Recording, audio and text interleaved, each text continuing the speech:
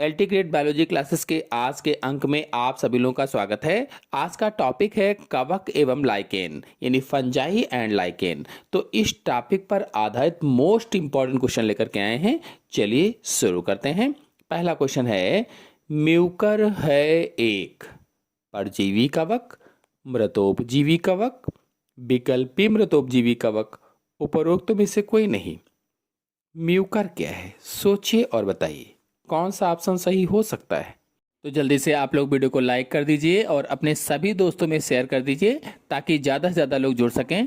जल्दी से सभी लोग शेयर कर दें। तो आंसर सही होगा इसमें से बी, मृतोपजीवी कवक होता है। जो म्यूकर है ये एक मृतोपजीवी कवक है। और आपको बता दें, म्यूकर को राइजोपस भी कहा जाता है। जो म्यूकर है इसे राइजोपस भी कहा जाता है और यह एक मृतोपजीवी कवक है जो सड़े गले कार्बनिक पदार्थों पर पाया जाता है, सड़े गले कार्बनिक पदार्थों पर। और इसे काली फफूंद भी कहा जाता है यानी ब्लैक मोल्ड भी कहते हैं, या रोटी का फफूंद भी कहते हैं यानी ब्रेड मोल्ड भी कहा जाता है। तो म्यूकर को क्या क्या कहते हैं, राइजोपस भी कहा जाता है और काली फफूंद या ब्लैक मोल्ड कहा जाता है, रोटी का फफूंद या ब्रेड मोल्ड भी कहा जाता है। यह एक मृतोपजीवी कवक होता है। अच्छा, इसके अलावा आपको बता दें, यानी म्यूकर के अलावा अन्य मृतोपजीवी कवकों में मशरूम भी आता है, ये भी मृतोपजीवी कवक होता है, और ईस्ट भी मृतोपजीवी कवक होता है। और आपको यहीं पर बता दें कि अगर आप लोग म्यूकर या राइजोपस के बारे में संपूर्ण जानकारी चाहते हैं, चित्र सहित समझना चाहते हैं, तो विद थ्योरी मैंने अपने चैनल में समझाया हुआ है। आप लोग जाकर के म्यूकर का वर्गीकरण, उसकी प्रकृति, उसकी संरचना, उसका जीवन चक्र सब कुछ समझ सकते हैं। नेक्स्ट क्वेश्चन है, म्यूकर की माइसीलियम होती है एक केंद्र की व पटयुक्त, दो केंद्र की व पटयुक्त, सिनोसिटिक, उपरोक्त में से कोई नहीं। म्यूकर की माइसीलियम होती है। सोचिए और बताइए कि कौन सा ऑप्शन सही हो सकता है इसमें से। तो जल्दी से आप लोग वीडियो को लाइक कर दीजिए और अपने सभी दोस्तों में शेयर कर दीजिए ताकि ज़्यादा से ज़्यादा लोग जुड़ सकें।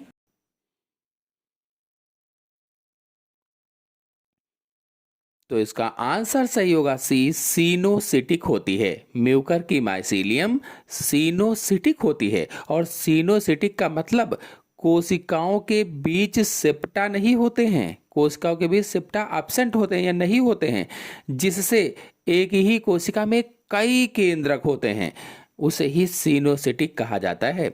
नेक्स्ट क्वेश्चन है, अनुकूल परिस्थितियों में म्यूकर में किस प्रकार का प्रजनन होता है। यदि अनुकूल परिस्थितियां हैं तो म्यूकर या राइजोपस में किस प्रकार का रिप्रोडक्शन देखा गया है या प्रजनन होता है। सोचिए और बताइए।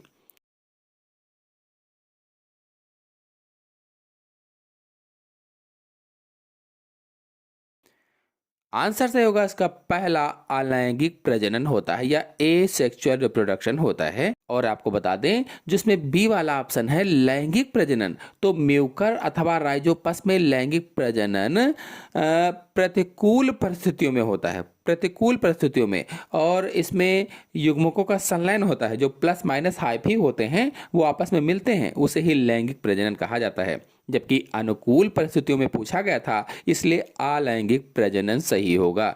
नेक्स्ट क्वेश्चन है, निम्न में से कौन एक परजीवी कवक है। राइजोपस, एगेरिकस, म्यूकर, पक्सिनिया, इनमें से परजीवी कवक का नाम बताना है कौन सा है। सोचिए और बताइए।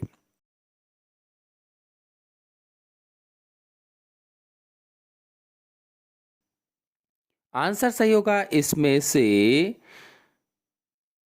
डी वाला, पक्सिनिया एक परजीवी कवक है। और ये पक्सिनिया जो ग्रेमिनिस होती है ये परजीवी कवक है और ये गेहूं व जौ का परजीवी होता है। पक्सिनिया ग्रेमिनिस गेहूं व जौ का परजीवी होता है। अगर अन्य परजीवी कवकों की बात की जाए तो जैसे ट्राइकोडर्मा है और कार्डिसेरस है, ये भी अन्य परजीवी कवक होते हैं। अगर आप लोगों ने अभी तक वीडियो को लाइक नहीं किया है तो लाइक जरूर कीजिए, अपने सभी दोस्तों में शेयर भी कर दीजिए। चलिए अगले क्वेश्चन पर आते हैं, किस कवक में विषम जालिकता पाई जाती है। विषम जालिकता यानी हेट्रोथैलिज्म। ऐसा कौन सा इसमें से कवक है जिसमें विषम जालिकता पाई जाती है? 4 ऑप्शन आपके सामने दिए गए हैं, कौन सा ऑप्शन सही हो सकता है? तो आंसर सही होगा इसमें से सी, म्यूकर अथवा राइजोपस में विषम जालिकता पाई जाती है या हेट्रोथाइलिज्म पाई जाती है। कहने का मतलब ये है कि राइजोपस में विषम जालिकता पाई जाती है जिसमें धनात्मक और ऋणात्मक स्ट्रेन अलग अलग होते हैं, या फिर कह लीजिए कि लैंगिक प्रजनन के लिए 2 अलग अलग स्ट्रेन की जरूरत होती है, यानी प्लस और माइनस स्ट्रेन की जरूरत होती है या प्लस और माइनस हाइफी की जरूरत होती है। नेक्स्ट क्वेश्चन है, स्तंभिका अथवा कॉल्यूमेला पाया जाता है? स्तंभिका अथवा कॉल्यूमेला किस में पाया जाता है? सोचिए और बताइए।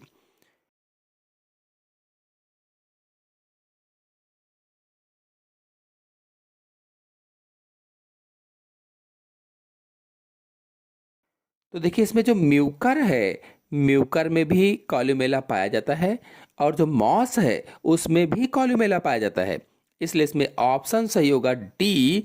दोनों ए और सी दोनों सही हो जाएंगे।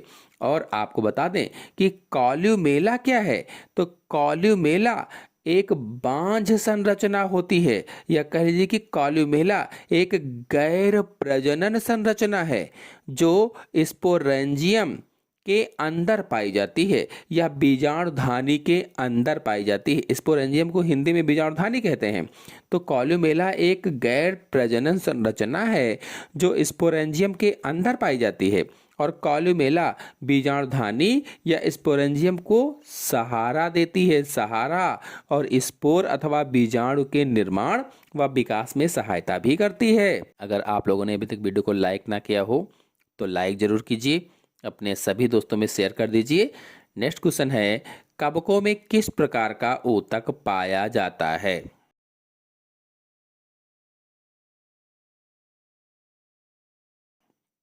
मृद ऊतक, हरित ऊतक, प्लेक्टेन कायमा, स्थूल कोण ऊतक, कौन सा सही होगा ऑप्शन? सोचिए और बताइए।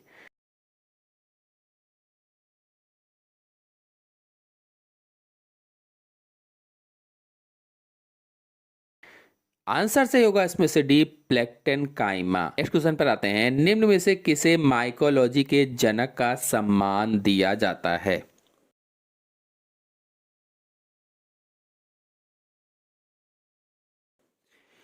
किसको माइकोलॉजी के जनक का सम्मान दिया जाता है कहा गया है? क्वेश्चन अच्छे से समझिएगा और फिर आंसर दीजिएगा कि कौन सा आंसर इसमें सही होगा। सोचिए और बताइए।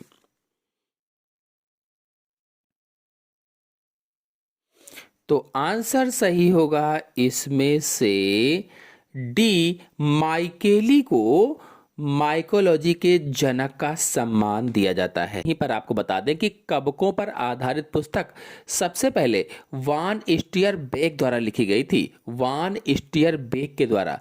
और पी ए माइकेली ने नोवा जेनेरा प्लांटेरम के अंतर्गत 900 कवकों का उल्लेख किया था। जो पी ए माइकेली थे, इन्होंने नोवा जेनेरा प्लांटेरम के अंतर्गत 900 कवकों का उल्लेख किया था और उन्हें कवक विज्ञान का जनक माना जाता है। लेकिन यहीं पर आपको बता दें, बहुत से लोग हेनरिक एंटोनी डी वेरी को जनक मानते हैं माइकोलॉजी का। और ये जो हेनरिक एंटोनी डी वेरी थे, ये जर्मन सर्जन, वनस्पति शास्त्री व माइकोलॉजिस्ट थे। क्योंकि ये ऑप्शन है नहीं, इसलिए डी वाला ऑप्शन सही हो जाएगा, माइकेली को। नेक्स्ट क्वेश्चन है, कवकों का संचित भोज्य पदार्थ होता है?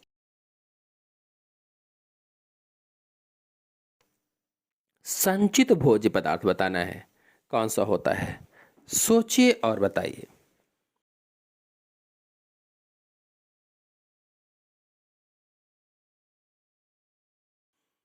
तो ऑप्शन सही होगा इसमें से डी, ग्लाइकोजन व तेल काय होता है। ग्लाइकोजन व तेल काय। आपको बता दें कि कवकों में भोजन मुख्य रूप से ग्लाइकोजन के रूप में संचित रहता है, ग्लाइकोजन के रूप में, जो कि एक पॉलीसेकेराइड है। पॉलीसेकेराइड का मतलब है कि एक प्रकार की शर्करा है। इसके अतिरिक्त यह तेल की बूंदों के रूप में भी संचित रहता है। तेल की बूंदों का मतलब है लिपिड के रूप में संचित रहता है, लिपिड के रूप में। और तेल की बूंदों या लिपिड को ही यहाँ पर तेल काय लिखा गया है, इसीलिए ऑप्शन सही होगा डी, ग्लाइकोजन व तेल काय के रूप में। नेक्स्ट क्वेश्चन है, कवकों की वृद्धि के लिए कौन सी ऋतु सर्वोत्तम होती है? वर्षा, ग्रीष्म, शरद, ये सभी। कवक किस ऋतु में सबसे अधिक वृद्धि करते हैं?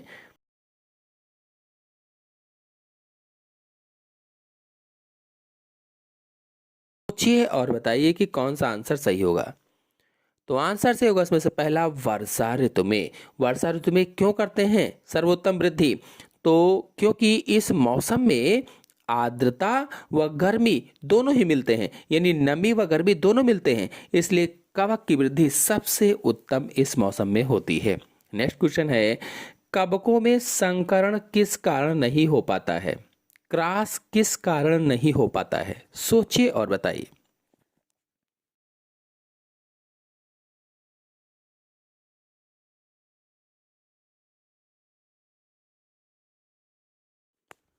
ऑप्शन सही होगा इसमें से ए, हेट्रोथैलिज्म के कारण। हेट्रोथैलिज्म के कारण। और आपको बता दें, हेट्रोथैलिज्म को विषम जालिकता कहते हैं, विषम जालिकता।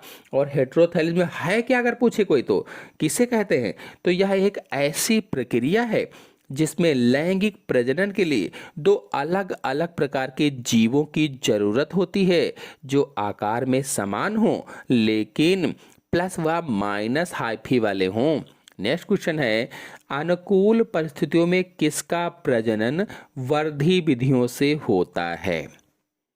सोचिए और कौन सा ऑप्शन से सोचिए और बताइए कि कौन सा आंसर सही होगा। यदि आप लोगों ने अभी तक वीडियो को लाइक ना किया हो तो लाइक जरूर कर दीजिए, क्योंकि लाइक का कोई भी पैसा नहीं कटता है। और अपने सभी दोस्तों में शेयर कर दीजिए ताकि ज़्यादा से ज़्यादा लोग जुड़ सकें, और ज़्यादा लोग जुड़ेंगे तो और भी अच्छा वीडियो आपके लिए ला पाएंगे। तो आंसर से होगा इसमें से डी, ये सभी, यानी शैवाल का, कवक का, ब्रायोफाइटा का। अनुकूल परिस्थितियों में किसका प्रजनन पूछा गया था? तो इन तीनों का, यानी इन सभी का हो जाएगा। और आपको बता दें कि यहाँ पर जो वर्धी प्रजनन है ये क्या होता है?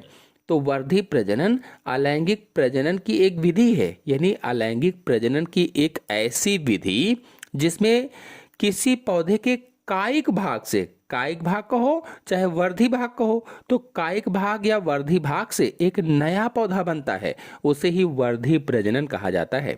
अब आपके मन में प्रश्न होगा कि कायिक भाग या वर्धी भाग होते क्या हैं? तो जड़ है, तना है, पत्ती है, ये सब कायिक या वर्धी भाग कहलाते हैं। नेक्स्ट क्वेश्चन है, निम्न में से कौन एक कोशिकीय कवक है? एक कोशिकीय कवक का नाम बताना है। पेनिसिलियम, एस्परजिलस, ईस्ट, ये सभी। यूनिसेलुलर फंजाई का नाम बताना है।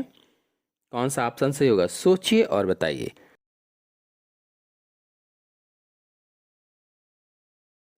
तो ऑप्शन से होगा इसमें से सी, ईस्ट एक कोशिकीय कवक होता है। अगर आप लोग ईस्ट पर पूरी जानकारी चाहते हैं तो हमारे चैनल में अपलोडेड है, जाकर के अच्छे से समझ सकते हैं। नेक्स्ट क्वेश्चन है, इम्परफेक्ट कवक का सदस्य है। इम्परफेक्ट फंजाई का सदस्य कौन है? सोचिए और बताइए।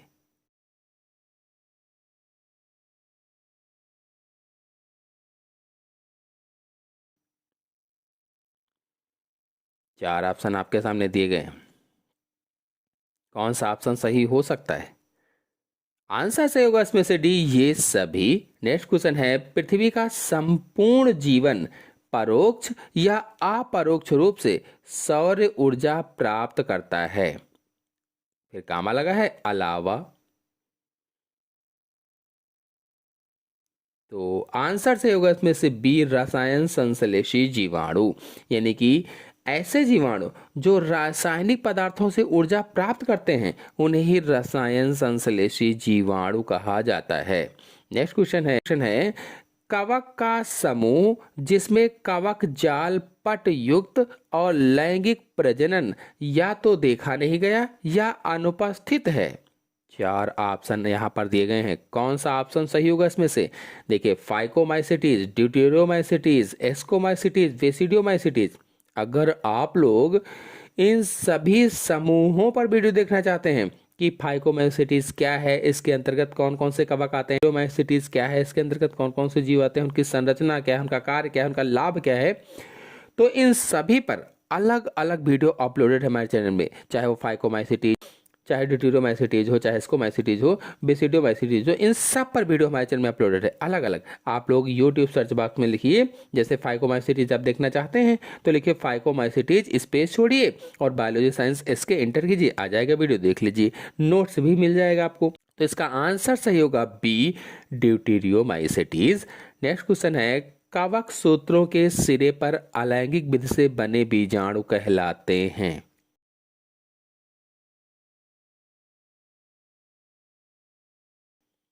कवक सूत्रों के सिरों पर अलैंगिक विधि से बने बीजाणु क्या कहलाते हैं? स्परेंजियोफोर्स, एंथोस्पोर्स, कोनिडिया, मियोस्पोर्स, क्या कहलाएंगे? सोचिए और बताइए। आंसर से होगा इसमें से सी, कोनिडिया कहलाते हैं, कोनिडिया। नेक्स्ट क्वेश्चन है, यदि किसी जीव, उदाहरण के लिए कवक का पूर्ण थैलस एक या अधिक जनन रचनाओं में परिवर्तित हो जाता है तो इसे क्या कहते हैं?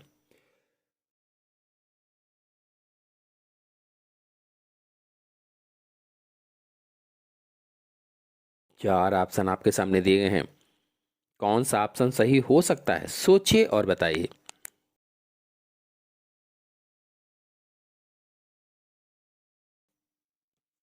तो ऑप्शन सही होगा इसमें से बी, होलोकार्पिक कहते हैं, होलोकार्पिक। नेक्स्ट क्वेश्चन है, पफ बॉल्स है, कवक, शैवाल, मॉस, पाइनस का शंख, पफ बॉल क्या है?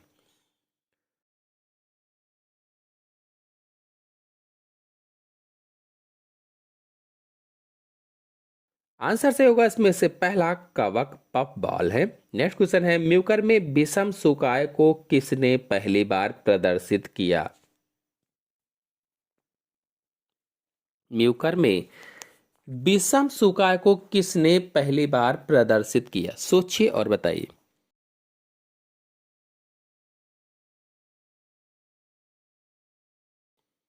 आंसर से होगा इसमें से बी, ब्ली ने प्रदर्शित किया था, ब्ली ने। नेक्स्ट क्वेश्चन है, म्यूकर में अलैंगिक प्रजनन होता है।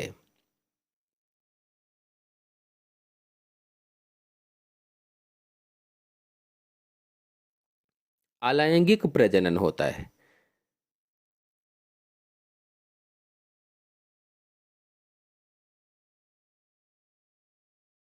कौन सा ऑप्शन सही हो सकता है? ऑप्शन से होगा इसमें से भी, बीजाणु द्वारा या स्पोर्स के द्वारा होता है। नेक्स्ट क्वेश्चन है, एसाई बनते हैं।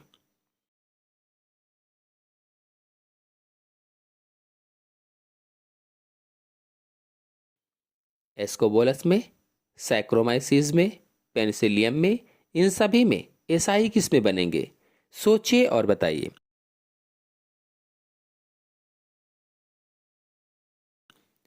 ऑप्शन सही होगा इसमें से डी, इन सभी में। नेक्स्ट क्वेश्चन है, कवकीय तंतु जड़ की सतह पर पाए जाते हैं क्योंकि?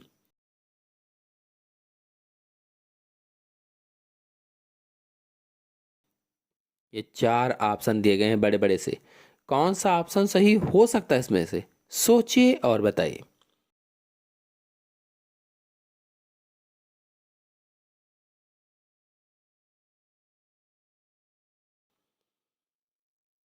आंसर सही होगा इसमें से पहला, ये मूल रोम की तरह कार्य करके जल का अवशोषण करते हैं। जो कवक तंतु हैं, जड़ की सतह पर पाए जाते हैं क्योंकि ये मूल रोम की तरह कार्य करके जल का अवशोषण करते हैं, जल को सोखते हैं, खींचते हैं।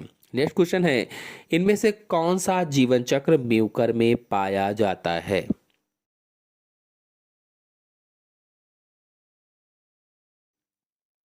अगुणित, द्विगुणित, समरूपी, विषमरूपी, कौन सा ऑप्शन सही हो सकता है? सोचिए और बताइए।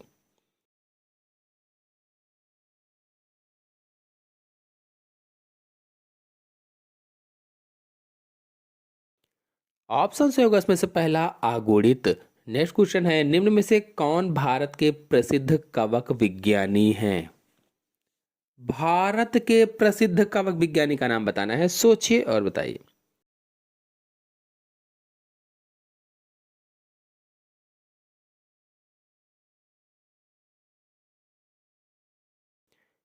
आंसर से होगा इसमें से डी, सदा शिवन। नेक्स्ट क्वेश्चन है, कवक को स्टेन किया जाता है?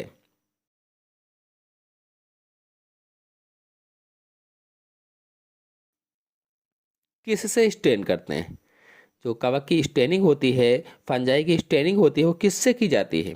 सेफ्रानिन से, आयोडीन से, लैक्टोफिनॉल से, कॉटन ब्लू से?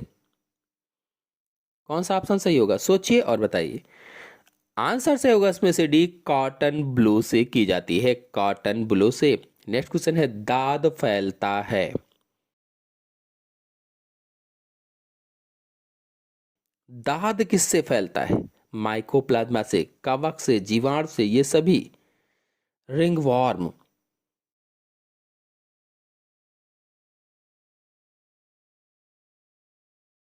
जो रोग है, जो डिसीज है, किससे फैलती है? त्वचा रोग होता है ये।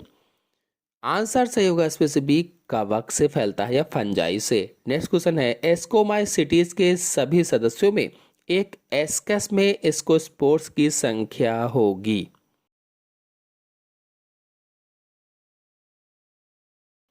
जो एस्कस होता है उसमें कितने एस्कोस्पोर्स होते हैं? 2, 5, 8, 16? कौन सा सही होगा, सोचिए और बताइए।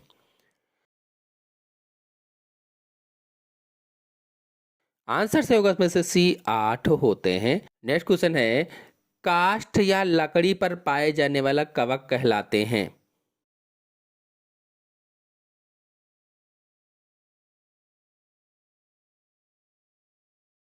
काष्ठ या लकड़ी पर पाए जाने वाले कवकों को क्या कहा जाता है? एपीबायोटिक, एपीजाइलिक, एपीजियन, यूकॉर्पिक? कौन सा ऑप्शन सही होगा, सोचिए और बताइए।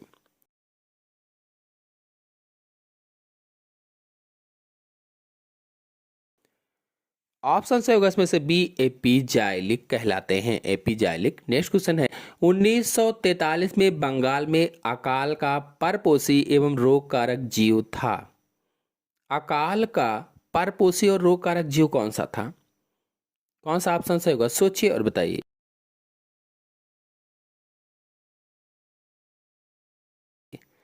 ऑप्शन से होगा डी, चावल का भूरा धब्बा, यानी हेलमेंथोस्पोरियम ओराइजा के द्वारा था। नेक्स्ट, यदि पृथ्वी के सभी जीवाणु और कवक नष्ट कर दिए जाएं तो?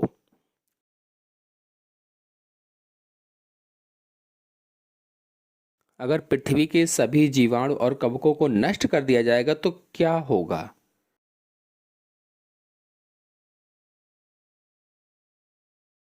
कौन सा ऑप्शन सही होगा?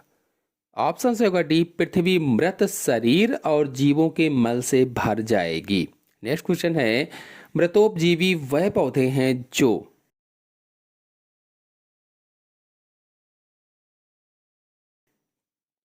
कौन सा ऑप्शन सही हो सकता है, जल्दी से सोचिए और रिप्लाई देते रहिए। वीडियो कैसा लगा ये भी बताइए।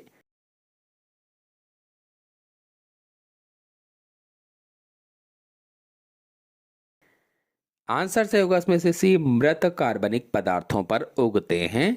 नेक्स्ट क्वेश्चन है, निम्नलिखित में से किसमें पर्णहरिम नहीं पाया जाता है? कवक में, शैवाल में, ब्रायोफाइटा में, टेरिडोफाइटा में? पर्णहरिम किस में नहीं पाया जाता है?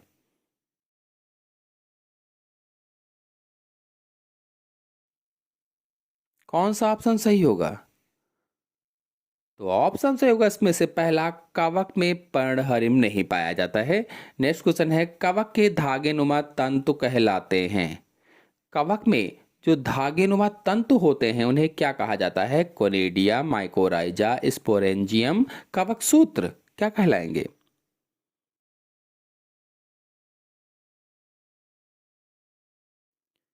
तो आंसर से होगा इसमें से डी, कवक सूत्र कहलाते हैं, कवक सूत्र। नेक्स्ट क्वेश्चन है, म्यूकर या राइजोपस में लैंगिक युग्मकों के संलयन के बाद बनने वाली संरचना है?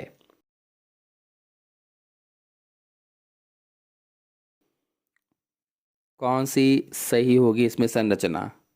कौन सा ऑप्शन सही हो सकता है? सोचिए और बताइए।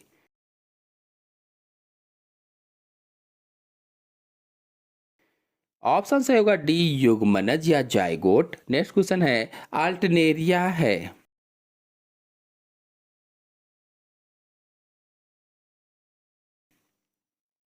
अल्टरनेरिया किसके अंतर्गत आता है ये बताना है।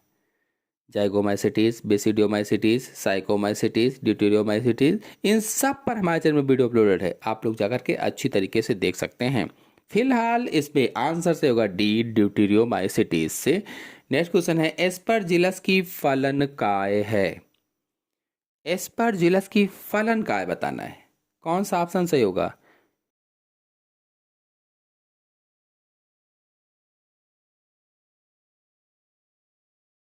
ऑप्शन सही होगा इसमें से बी, एस्कोगोनियम। एस्परजिलस की फलन काय होती है। नेक्स्ट क्वेश्चन है, गेहूं का स्मट होता है।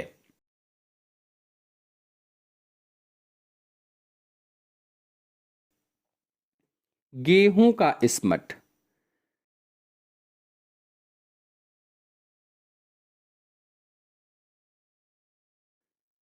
तो आंसर सही होगा इसमें से सी, ऑस्ट्रेलेगो से होता है।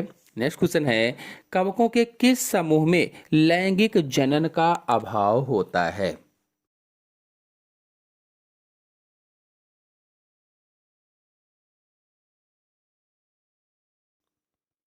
किस समूह में लैंगिक जनन का अभाव होता है?